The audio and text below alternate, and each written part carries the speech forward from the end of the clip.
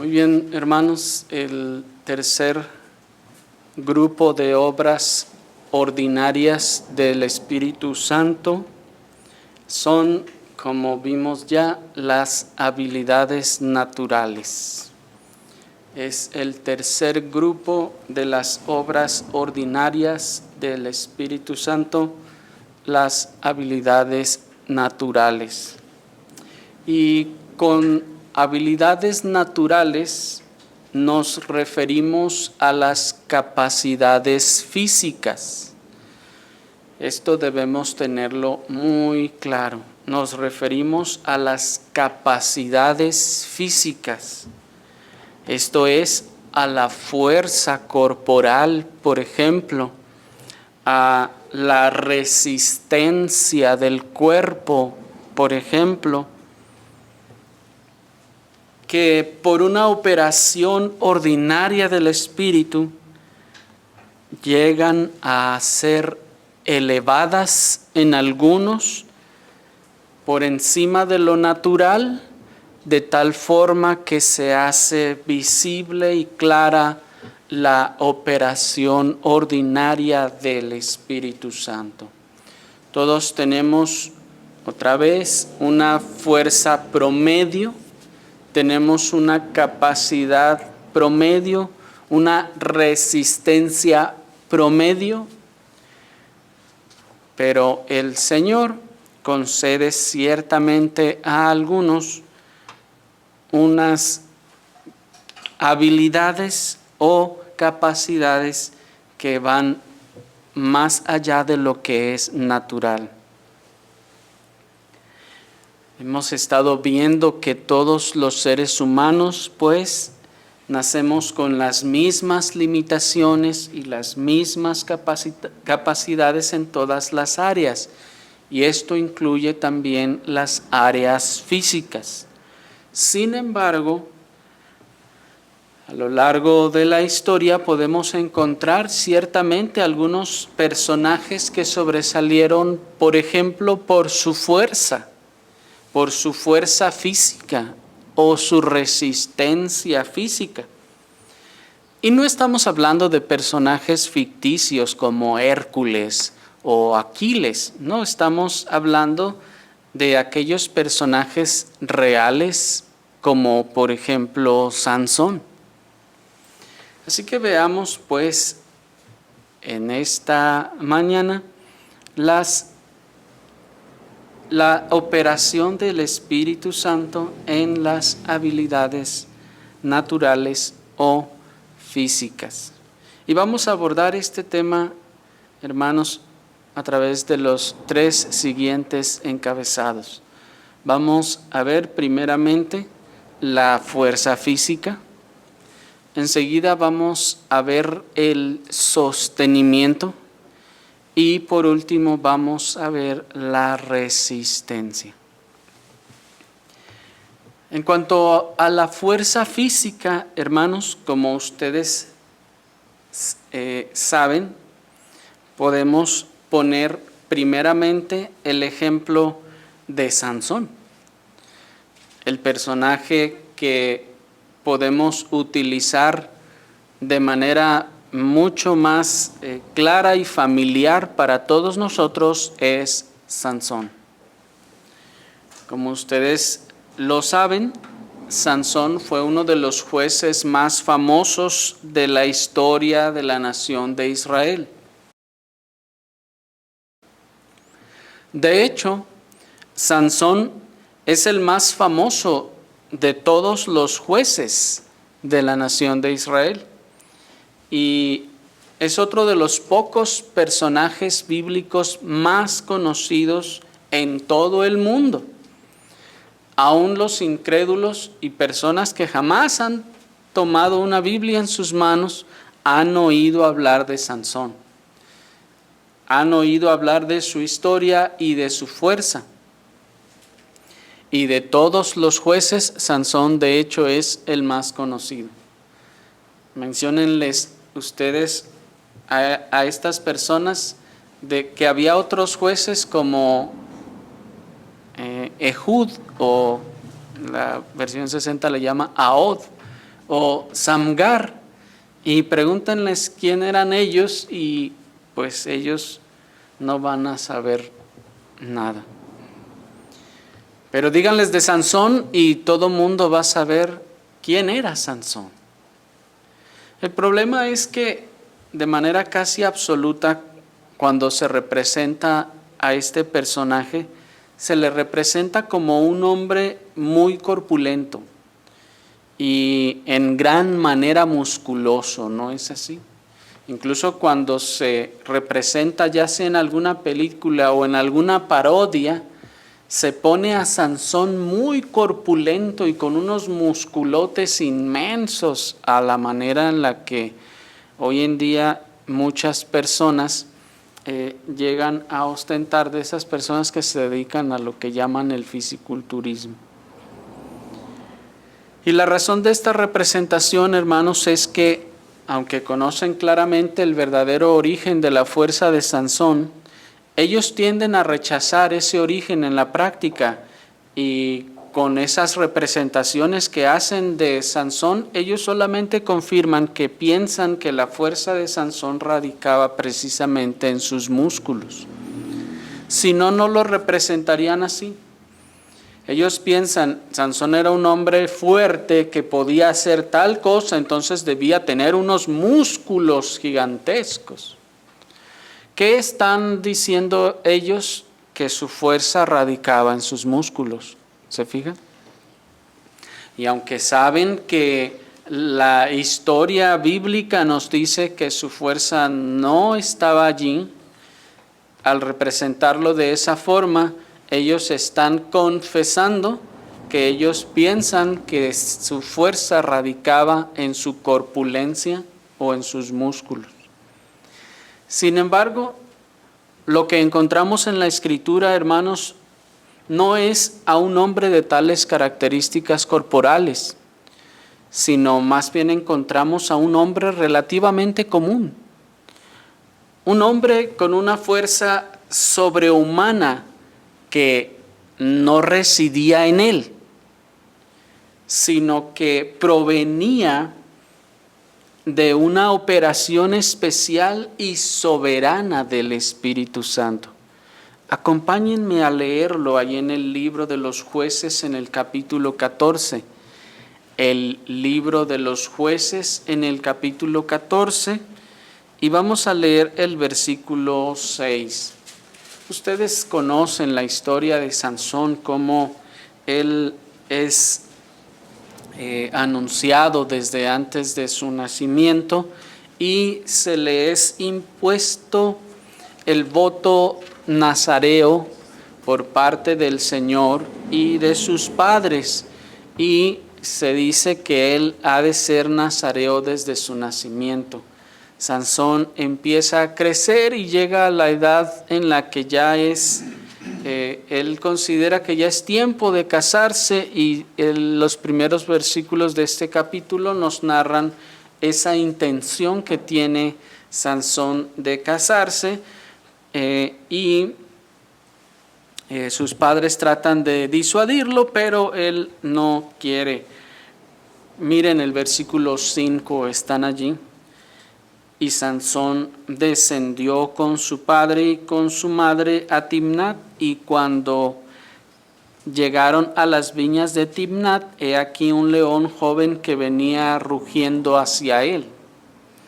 Y el Espíritu del Señor vino sobre Sansón, quien despedazó al león como quien despedaza a un cabrito, sin tener nada en su mano, y no declaró ni a su padre ni a su madre lo que había hecho. Hasta allí.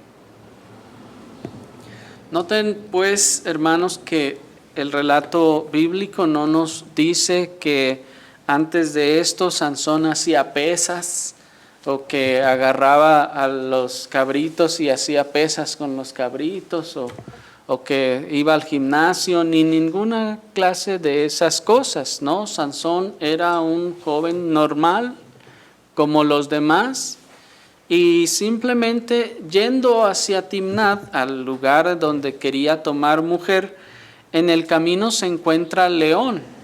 Ahora, noten también que Sansón no anda buscando leones para matarlos. No, en este caso, el león dice que va contra él. El león se le dejó ir, como decimos coloquialmente, a Sansón. ¿Y qué es lo que sucede allí? Seguramente, hermanos, en este punto, para este momento, cuando Sansón vio que el león estaba viniéndose sobre él, seguramente él debió haber tenido miedo y estado listo para correr. Pero ¿qué es lo que ocurrió ahí? Que antes que pegara la carrera en huida, la Escritura nos dice que el Espíritu del Señor vino sobre él. Noten entonces este venir del Espíritu Santo, como ya lo hemos estado explicando en toda la serie. Este Espíritu viene, pero ahora viene a capacitarle con una fuerza física más allá de lo natural. Un león, un animal de esa clase, hermanos, tiene claramente mucha más fuerza que un ser humano. Un ser humano no podría vencer a un león, válgame la figura. Si un ser humano se pusiera ahí a jugar a las vencidas con un león, nunca podría ganarle. El león tiene mucha más fuerza que el ser humano. El Espíritu de Dios, pues, capacitó a Sansón con una fuerza sobrehumana, más allá de lo natural, de lo que es natural en los seres humanos, y dice el texto que despedazó al león, como quien despedaza a un cabrito. O sea, prácticamente lo agarró, y como cuando ustedes agarran el pollo y lo parten para cocinarlo. Para él fue algo completamente fácil, sin ninguna herramienta incluso, pues dice que no tenía nada en la mano. Con sus propias manos despedazó al animal por el Espíritu de Dios. Hay muchas cosas que podríamos detenernos a considerar, hermanos, pero no tenemos el tiempo, como el hecho de que esa capacidad que le está infundiendo en ese momento el Espíritu Santo es una fuerza que no solo le concede la fuerza para hacer tal cosa, sino que fortalece su cuerpo de tal forma que su cuerpo no se rompa con esa fuerza. ¿Sí me explico? Porque una de las cosas naturales que debemos tener en cuenta es que nuestros huesos también tienen un límite, hermanos, de capacidad. Y alguien podría tener, digamos que la fuerza para levantar un bloque de concreto de 2 metros cúbicos, pero bueno, podría tener la fuerza, pero su brazo se rompería. ¿Sí me explico? Porque la fuerza, los kilogramos fuerza de ese objeto superan la capacidad de nuestros huesos. En ese sentido, entonces, el Espíritu no solo le capacita con la fuerza para hacer tal cosa, sino le da, noten, una resistencia adicional a su cuerpo para que soporte esas cosas. Luego vamos a ver en el caso cuando es atado nuevamente, ¿se acuerdan? Él es atado y dice la Escritura que rompe las ataduras como si fueran hilo quemado. Y no le pasó nada. Cuando nosotros tratamos de romper alguna soga o una cosa así, ¿No terminarían nuestras manos todas raspadas en lo menos? Si tratáramos de liberarnos de una cuerda y aún lo consiguiéramos. Pero bueno, encontramos pues que junto con esta fuerza también es dada una resistencia. Debemos pues reconocer de nuestro texto que acabamos de leer que esto es pues completamente sobrenatural, pues nadie sobre la tierra ni un ser humano puede enfrentar a un león y vencerlo y hasta despedazarlo con sus propias manos. De manera que la fuerza y las destrezas físicas que están en los seres humanos y que sobresalen de las de los demás provienen de Dios mismo. Estas destrezas y fuerzas no provienen del entrenamiento en sí mismo, no provienen del entrenamiento físico que pueden ellos tener para hacer tales cosas, pues el entrenamiento físico lo único que hace es fortalecer las habilidades que ya son dadas, pero el entrenamiento físico no puede producir una habilidad que yo no tengo o una capacidad que yo no tengo. Inténtenlo ustedes con cualquier clase de deporte. Si ustedes no tienen una habilidad en tal cosa, por más que ustedes entrenen y entrenen y entrenen y entrenen, nunca van a salir del promedio. ¿Me explico? Porque no están esas habilidades en nosotros. Hay personas con unas habilidades y otras con otras. Pero, por ejemplo, esto se ve hasta en los deportistas. Aquel famosísimo deportista, basquetbolista, el más famoso del mundo, deja el básquetbol y agarra el bat de béisbol. ¿Y cómo le fue? Entrenó y entrenó y entrenó y entrenó, pero la habilidad no proviene del entrenamiento. Es el Espíritu de Dios el que capacita a los seres humanos con unas habilidades a unos y otras a otros. Y si yo no tengo esa habilidad, por más que le entrene y entrene y entrene y entrene y entrene, no podré obtenerla.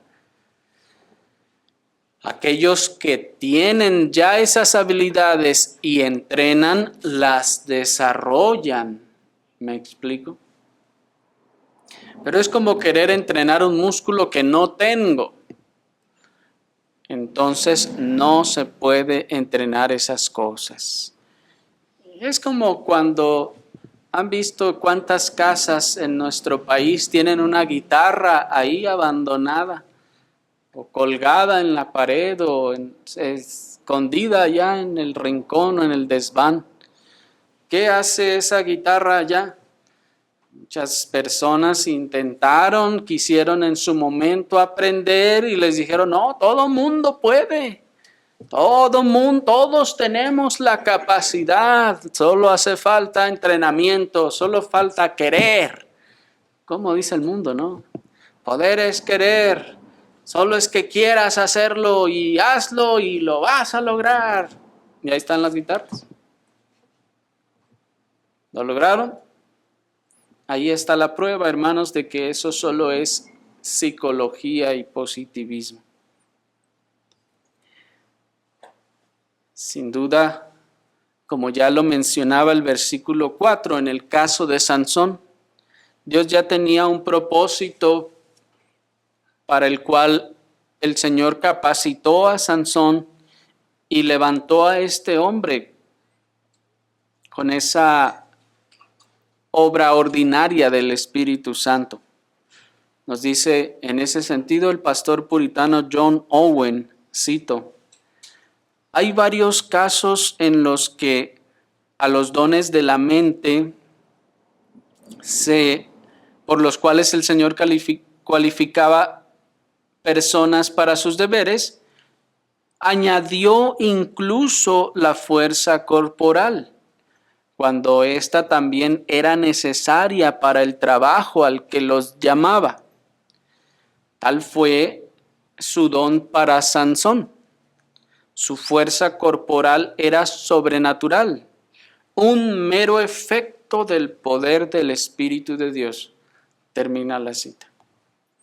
Sansón estaba recibiendo una capacidad para hacer la labor que el Señor le había dado, era una capacidad también mental, pero en el caso de él, por la tarea específica que él tenía que realizar, se agregó también una fuerza física.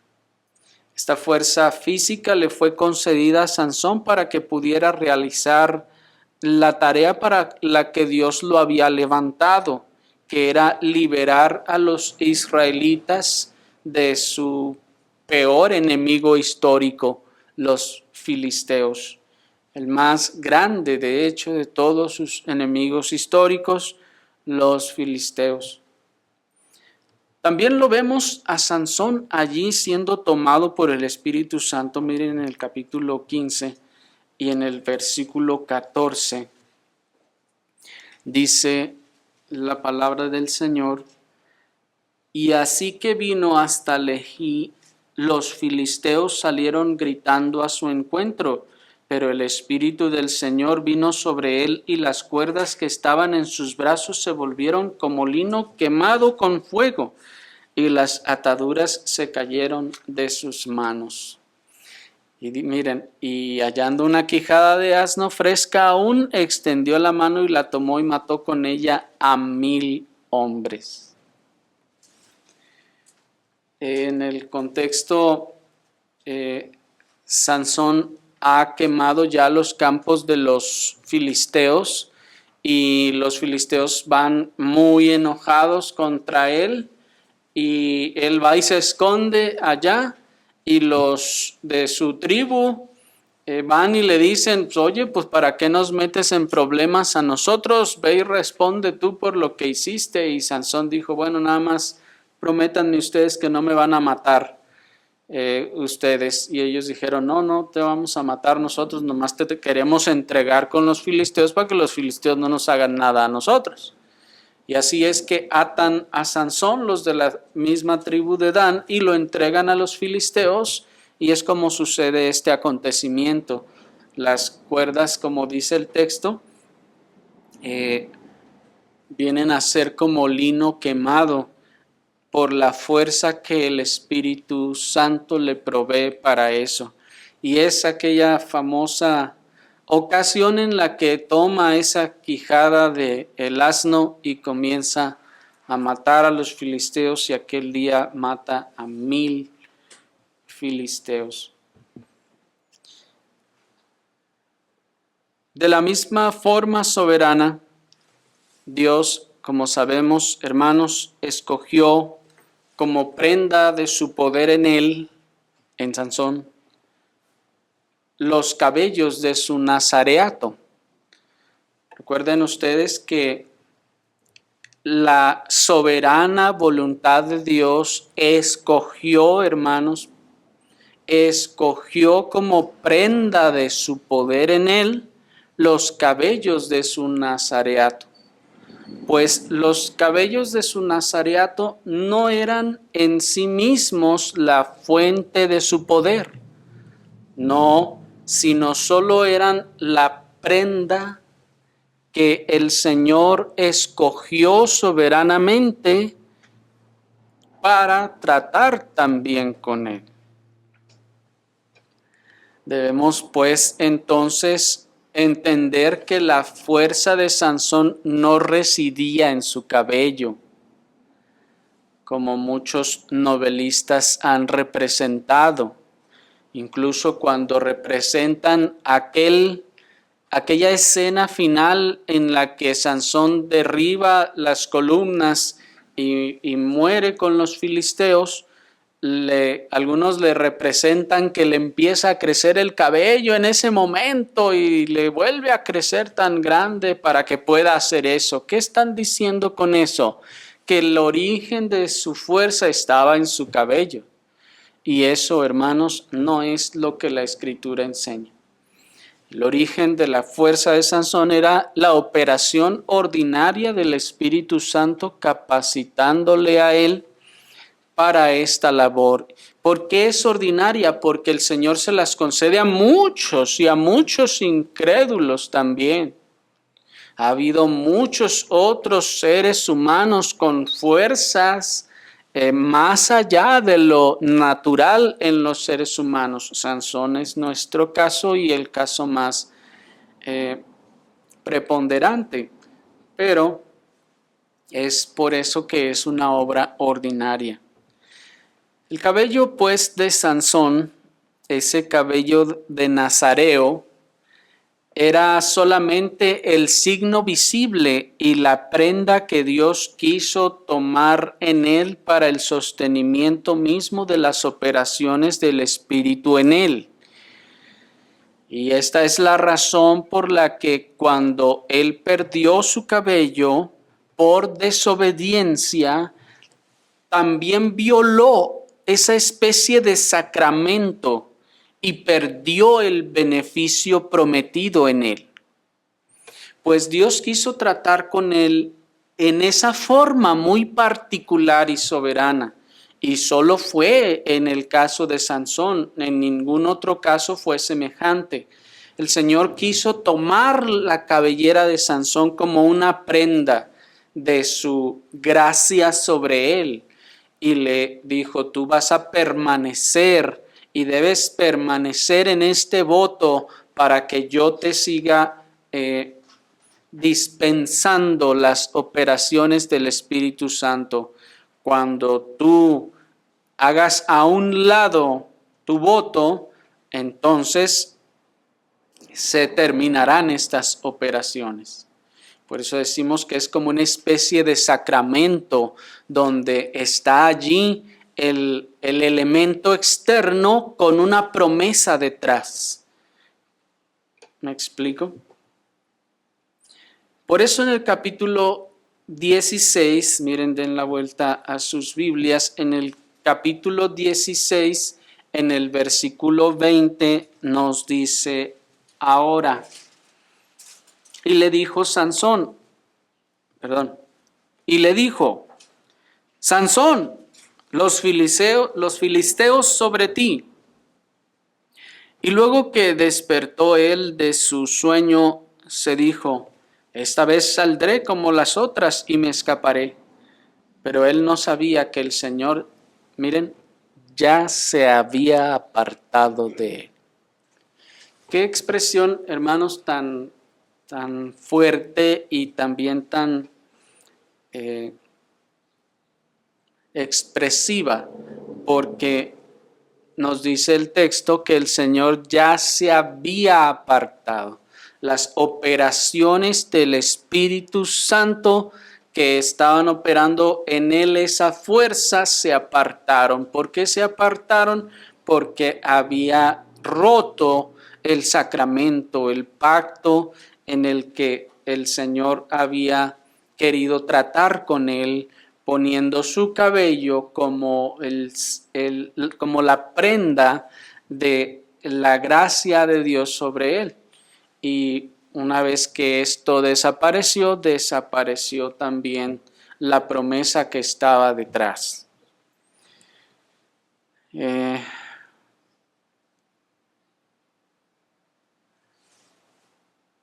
Y cuando ocurre su golpe final a los filisteos, Sansón enseguida tiene que suplicar que le sea concedida nuevamente su fuerza. Miren en el versículo 28, dice, entonces clamó Sansón al Señor y dijo, Señor Dios, acuérdate ahora de mí y fortaléceme. ¿Se fijan? Fortaléceme, te ruego, solamente esta vez, oh Dios, para que de una vez tome venganza de los filisteos por mis 2 ojos. Noten pues entonces que es clara esta operación del Espíritu Santo produciendo fuerza física sobre Sansón. Y él, una vez que sabe que le ha sido retirada, ruega por ella. Noten, no dice, haz que crezca mi cabello otra vez. No, porque no se trata del cabello. Ni dame músculos para esto. No, fortaléceme, noten, otra vez. Así que la fuerza pues de Sansón radicaba en estas cosas.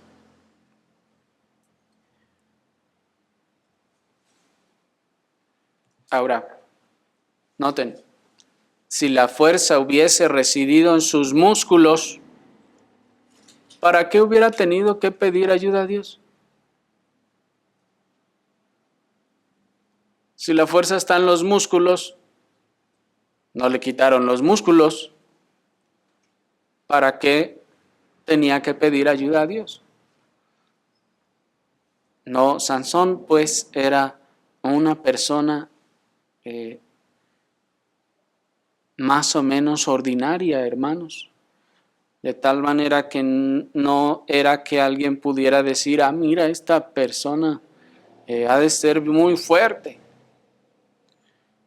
No se distinguía de la manera en la que hoy en día se intenta distinguir.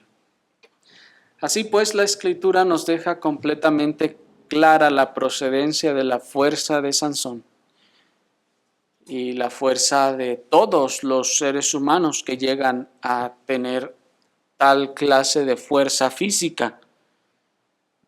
Y esta fuente es la operación ordinaria del Espíritu Santo. Pero consideremos otra forma de fortalecimiento físico sobrenatural de parte del poder de Dios, y esto es el sostenimiento. Nuestro segundo y tercer punto se parecen un poco, pero quisimos llamarle de esta forma por la manera en la que se manifiesta.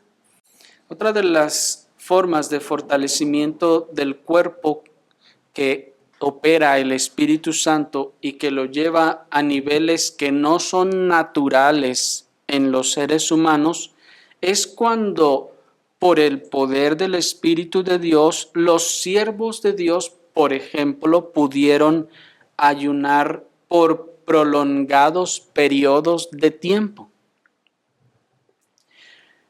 Esto de ayunar por prolongados periodos de tiempo, hermanos, no es natural.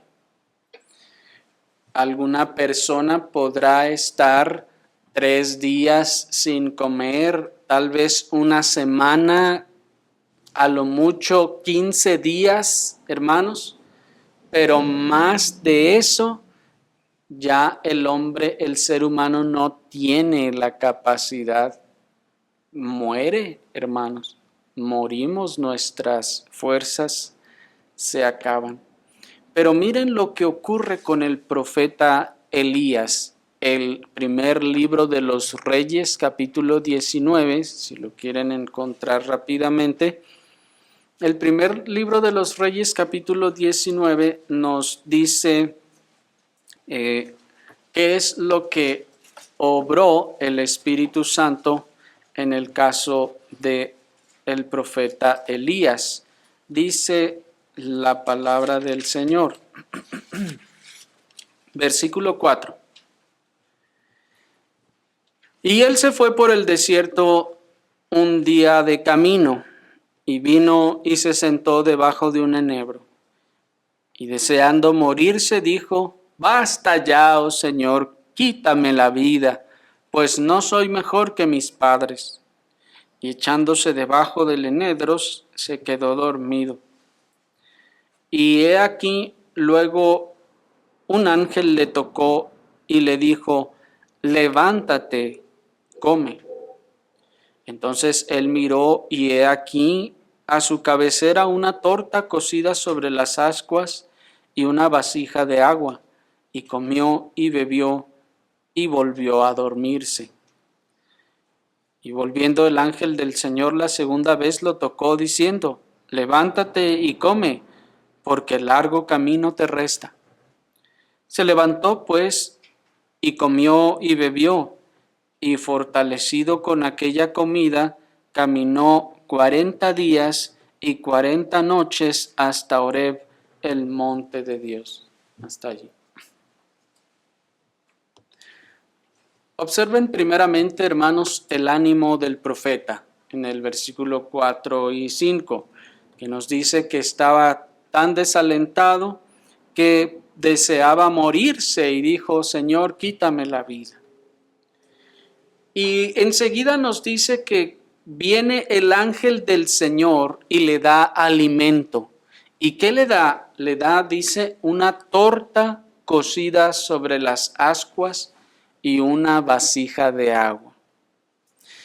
Y lo que sucede enseguida es que el ángel del Señor le toca diciendo: levántate porque te espera un largo camino.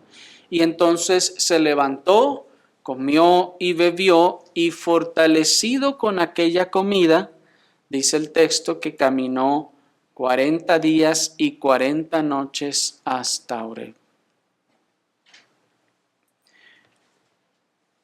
Y cuando uno medita en estas cosas, uno, si no toma en cuenta la gracia de Dios, pudiera ponerse a pensar y decir: pues de qué tamaño estaría esa torta de harina, ¿no? ¿De qué tamaño habría sido la comida que se comió? Que aguantó, pues dice el texto, con la fuerza de ese alimento, 40 días y 40 noches. ¿Acaso piensan ustedes que una torta normal y una vasija de agua son suficientes para que un ser humano sobreviva durante 40 días y 40 noches sin comer ni beber agua? Eso no es humanamente posible, hermanos. Y sobre todo, el aspecto sobrenatural del acontecimiento radica en la cantidad de días y caminando por el desierto sin comer ni beber agua. Alguien podría decir que después de una semana o tal vez a lo mucho 2 está ahí en cama resistiendo el ayuno. Pero no, hermanos, Elías estaba caminando y en el desierto. Eso, hermanos, no es natural. Eso no es normal. El tamaño que hubiese sido aquella torta y del tamaño que hubiese sido aquella vasija de agua, eso no es normal. El aspecto, pues, sobrenatural del acontecimiento es evidente por ese caminar en el desierto. Y noten la intervención divina del fortalecimiento del cuerpo del profeta, pues dice el texto que el ángel le tocó y seguramente le fortaleció también para que anduviera todo este tiempo. Lo mismo aconteció con Moisés. Les leo en el Éxodo 34:28 que dice: y él estuvo allí con el Señor 40 días y 40 noches, no comió pan ni bebió agua, y escribió en tablas las palabras del pacto, los 10 mandamientos. Miren, hermanos, 40 días y 40 noches sin comer ni beber. Nosotros, si lo intentamos un solo día en la tarde, ya estamos queriendo comernos lo que sea. ¿No es así? Si intentamos 2 o 3 días, ¿quién ha intentado ayunar 3 días completos, día y noche? Hermanos, eso no es posible para el cuerpo humano resistir tanto. Pero la intervención divina en este fortalecimiento del cuerpo de estos hombres a los que Dios capacitó porque Él había determinado que hicieran algo en particular, porque no es que Elías dice, pues me voy a poner a ayunar 40 días y 40 años. No, hermanos. Miren que fue el ángel del Señor, fue la teofanía de nuestro Señor Jesucristo, va y le toca y le capacita para que se vaya al monte de Dios y allá ocurren algunas cosas. Es Dios el que le capacita para tal cosa. Viene el caso de Moisés. Moisés es llamado al monte y está ahí con Dios y está hablando con Dios y recibiendo las tablas de la ley. No es que él dijo, voy a ayunar 40 días y 40 noches. No, hermanos.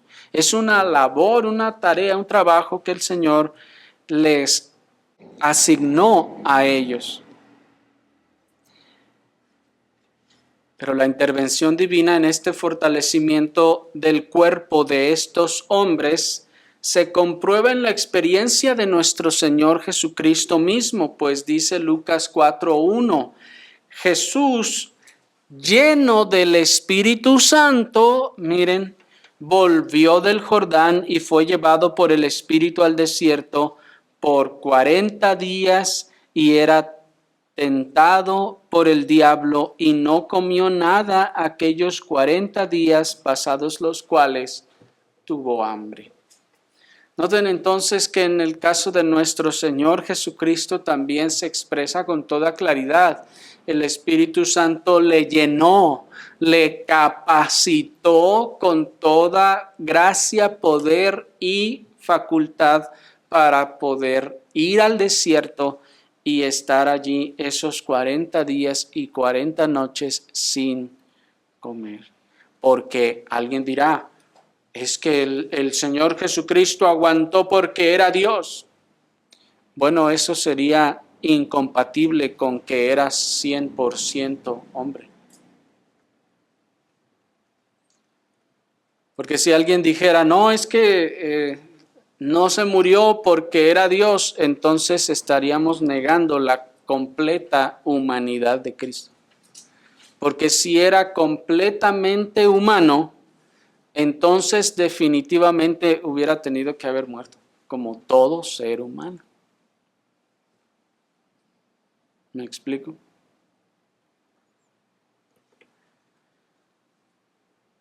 Observen pues que nuestro Señor fue capacitado por el Espíritu Santo para estas cosas también. Pero veamos la última forma, hermanos, de fortalecimiento del cuerpo que el Espíritu Santo suele conceder a aquellos creyentes que son llamados a dar testimonio del Señor por medio de grandes dolores y sufrimientos de sus cuerpos. Y veamos la resistencia. Observen ustedes que en todos estos casos que hemos venido viendo, hermanos, es algo a lo que el Señor ha llamado a sus siervos. ¿Se fijan? Y quiero hacer notar esto, hermanos, porque en lo que sigue también hay un llamamiento de parte de Dios. En ninguno de los casos en donde hemos visto esta clase de fortalecimiento, el cristiano se ha aventado por sí solo a hacer alguna cosa. Y ya el Señor diciendo, pues bueno, ya te aventaste, pues deja, ahora te capacito. No, eso no ocurre así. Sino que el Señor les llama, les toma, les capacita y enseguida los envía a algún propósito. Y todo esto que ha ocurrido, hemos insistido, no ha sido porque ellos se han determinado a hacer tal cosa, sino que el Señor les ha llamado a hacer tal cosa. No es por su arrojo que esto ha ocurrido. Pero en cuanto a la resistencia, hermanos, quiero decirles que hemos agregado esta clase de fortalecimiento dentro de estas operaciones debido a que es claramente una operación del Espíritu Santo en los cuerpos de aquellos que son llamados y capacitados para dar testimonio de su fe con sus sufrimientos corporales y con sus vidas mismas. Mateo 24, 8 al 10 nos dice: y todo esto será principio de dolores. Entonces os entregarán a tribulación y os matarán, y seréis aborrecidos de todas las gentes por causa de mi nombre.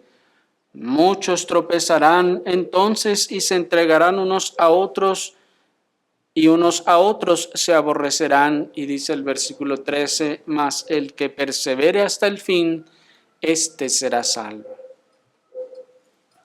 Esta tribulación de la que habla nuestro verso, hermanos, ciertamente tuvo sus cumplimientos desde los primeros siglos de la era cristiana, donde nuestros ancestros en la fe fueron entregados a tribulación, es decir, fueron entregados a azotes, a cárceles y a una tortura. Y por fin, a la muerte en medio del escarnio público, pues ya se nos había anunciado por medio del símbolo de aquellos dos testigos, que los dos testigos habrían de ser muertos y sus cuerpos no recibirían sepultura, sino que estarían para escarnio público. Una de las cosas pues en las que los cristianos fueron llamados en los primeros siglos a dar testimonio de su fe fue a través de lo que se conoce como el martirio. La palabra martirio viene de una palabra que significa testimonio, que están dando testimonio de su fe. Este testimonio los mártires lo daban, hermanos, en medio de azotes, de cárceles, de tortura y de la muerte.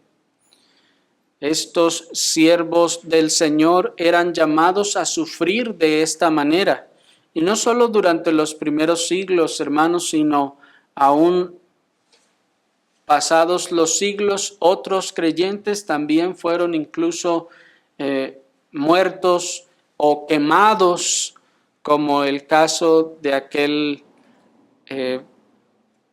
siervo que el Señor levantó llamado John Huss, y muchos otros como él que eran quemados, hermanos, por la Iglesia Católica en este caso. Y ¿se imaginan ustedes lo que habrá sido ese sufrimiento? ¿Han tratado ustedes de imaginar lo que es ser torturados por la Inquisición, por ejemplo, por dar testimonio de la fe en Cristo? ¿Se imaginan ustedes, si ustedes estuvieran allí, resistirían ustedes eso? Pero una de las cosas más sorprendentes, tanto para propios como para extraños, ha sido el fortalecimiento físico de que nuestro amoroso Señor ha concedido a los suyos en el momento del más horrible sufrimiento físico. Mientras el mundo esperaba ver a los cristianos siendo torturados, esperaba verlos llorar de desesperación, ellos cantaban himnos al Señor. Mientras que el mundo esperaba oírlos gritar de dolor, ellos solo gritaban su confesión de fe ante el público asombrado. Mientras el mundo esperaba oírlos renegar de su fe, suplicando por su vida, estos cristianos permanecían firmes, levantándose una y otra vez de las más horribles torturas, para seguir siendo nuevamente torturados y más y más y más. ¿Cómo puede un ser humano soportar cosas así? La respuesta es, no puede, hermanos, no puede. Nosotros se nos encaja una espina en el pie y ¿cuántos días andamos renqueando? O nos cortamos un poquito, o nos quemamos poquito. ¿No estamos gritando? Imagínense entonces aquellas grandes y graves torturas donde abrían la carne, hermanos, aún de los cristianos.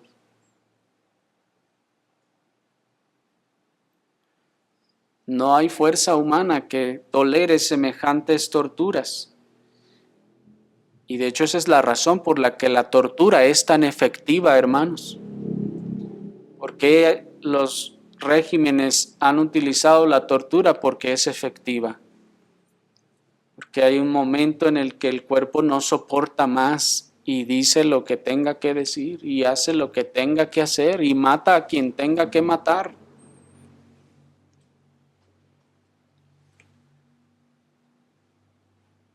Tan solo piensen cómo se sienten cuando ponen la mano en el fuego y se queman. ¿Cómo sienten eso? ¿Cómo sienten cuando se golpean o se amoratan o hasta se arrancan las uñas? Pero eso solo es una parte microscópica, hermanos, de los sufrimientos que los mártires llevaron en su testimonio de fe en Cristo. ¿Quién pudiera entonces soportar las torturas de la Inquisición española? Definitivamente ningún ser humano puede, hermanos. Ningún ser humano puede. Y prueba de ello es que todos los judíos torturados por la Inquisición española terminaban convertidos, entre comillas, al catolicismo.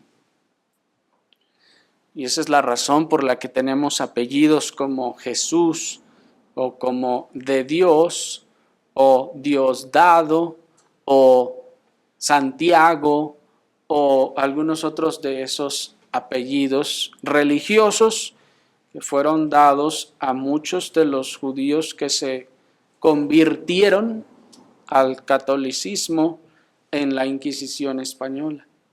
Pues una vez que se convertían, según nacían de nuevo, entre comillas, les daban ahora un nuevo nombre y un nuevo apellido.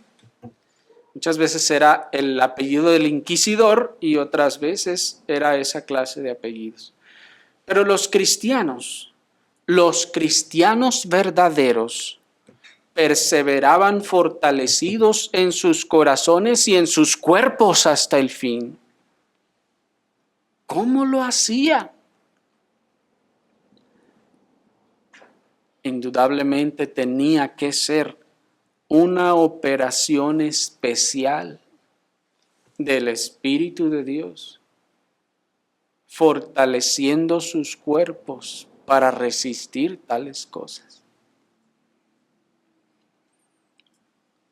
Observen el testimonio que Eusebio de Cesarea da de una carta de las iglesias de Galia, la cual él cita textualmente y yo lo cito a él. Es decir, lo voy a comenzar a citar. Así que lo que van a escuchar ustedes, de hecho, es una cita literal de la carta que los hermanos de las iglesias de Galia enviaron a otros hermanos para dar testimonio de lo que estaba pasando entre ellos. Eusebio obtuvo esa carta y la escribió en su libro acerca de la historia cristiana. Es una cita larga, hermanos, pero les pido que la escuchen con atención, pues es muy gráfica. Dice en Eusebio de Cesarea, en su libro de Historia Eclesiástica, en el libro 5, en el capítulo 1, en el párrafo, comienzo a leer el párrafo 18, que dice: efectivamente, mientras todos nosotros estábamos medrosos y su misma dueña Camal, también ella, una de nuestros mártires combatientes, temíamos que por la flaqueza de su cuerpo no tuviese fuerzas para proclamar libremente su confesión. Blandina se vio llena de una fuerza tan grande que extenuaba y agotaba a los que por turno y de todas las maneras la iban torturando desde el amanecer hasta el ocaso. Ellos mismos confesaban que estaban vencidos, sin poder hacer ya nada con ella, y se admiraban de cómo podía mantenerse con aliento, estando todo su cuerpo desgarrado y abierto, y atestiguaban que una sola especie de suplicio bastaba para quitar la vida sin necesidad de tantos ni tan terribles. Pongo una pausa aquí. Aquí no se está hablando de Blandina. Espero que hayan oído hablar de esta joven creyente de los primeros siglos, que se dice que era una muchacha de algunos 14 o 15 años, algo así, y que nos dice Eusebio que era muy delgada y que era torturada, miren hermanos, días, desde la mañana hasta la tarde. La torturaban y a sus padres también los atraparon y los comenzaban a torturar, y ella, se dice en otras narraciones, que ella les gritaba a sus padres que se mantuvieran firmes por el Señor en medio de todas esas torturas. Eusebio nos dice, miren que esta joven, dice, estando todo su cuerpo desgarrado y abierto, volvían una y otra vez y otra vez y otra vez a torturarla. Continúo la cita, dice el párrafo 19.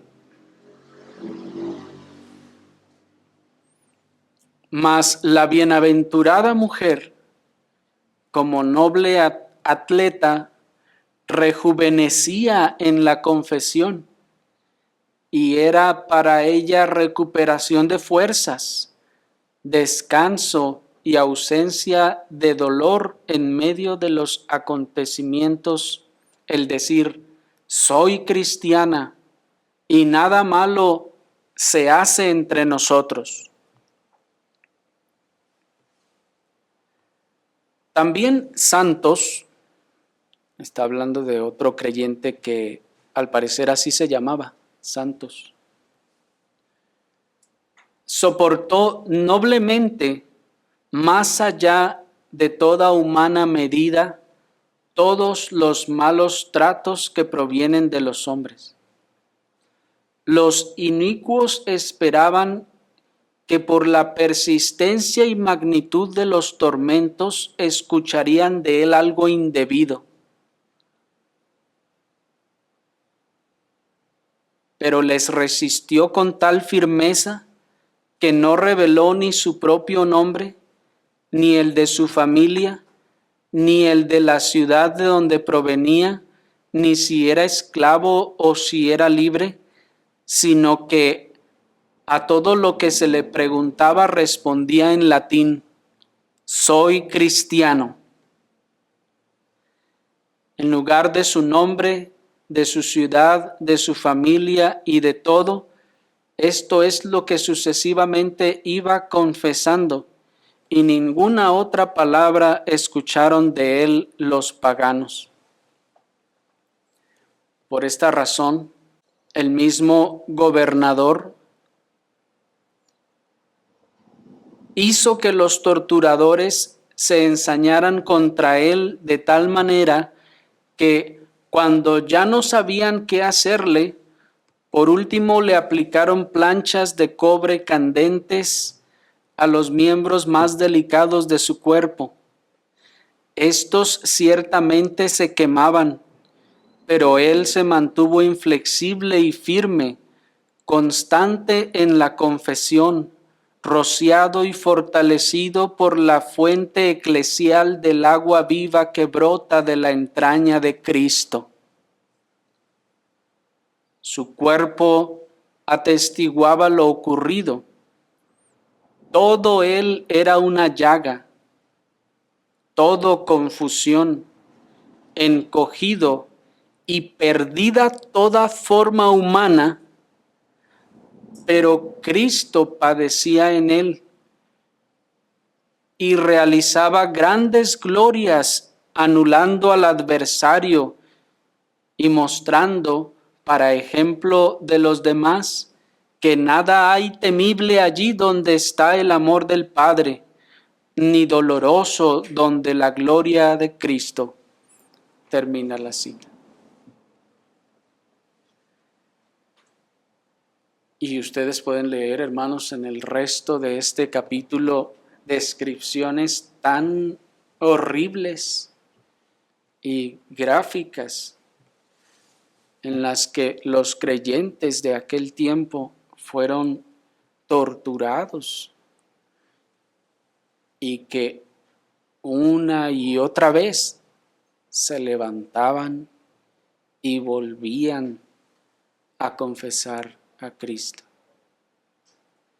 Algunos de los que estaban en los circos romanos golpeados por los toros, por las bestias, acorneados y pues de tantas cosas inimaginables, caían y se levantaban y volvían a dar testimonio del Señor. Y eso dejaba asombrados a todos los que lo veían. Se dice de una cristiana que estando y habiendo sido mordida y acornada por las bestias, cayó y se despeinó, pero se levantó y se acomodó nuevamente su peinado y siguió dando testimonio, porque para ellos el estar despeinado, una mujer despeinada, era señal de luto. Y ella decía, yo hoy voy a ir a la victoria. Hoy es mi día de la victoria y no puedo estar despeinada. En el sentido simbólico, espero lo comprendan y no vanidoso. Y el Señor les levantaba una y otra vez les fortalecía. ¿Qué ser humano puede soportar esas cosas? Ninguno, hermanos. Pero como dice este creyente del pasado, el Señor los fortalecía. Eran rociados, dice, y fortalecidos por la fuente eclesial de agua viva que brotaba de la entraña de Cristo. El Espíritu les fortalecía, dice también Eusebio de Cesarea, anulando al adversario y mostrando, para ejemplo de los demás, que nada hay temible allí donde está el amor del Padre, ni doloroso donde la gloria de Cristo. Así que, hermanos, esta resistencia del cuerpo es sobrenatural. Va más allá de todas las capacidades humanas y es algo que el Señor en su gracia también ha llegado a otorgar a los suyos cuando les ha llamado también a dar testimonio de su fe por medio del sufrimiento. Por eso, hermanos, confiemos que si el Señor algún día nos llama a tales sufrimientos, nos fortalecerá. No nos aventaremos nosotros a tales cosas como no se lanzó Elías solo a ayunar los 40 días, ni Moisés, cuando estaba en la presencia del Señor. Pero aquellos a quienes el Señor llama, hermanos, fortalecerá. El Espíritu operará en nosotros gracias, fortalezas que nunca habremos visto y que sobrepasan las capacidades humanas, porque somos de Él y Él tiene cuidado de los suyos. Oremos al Señor.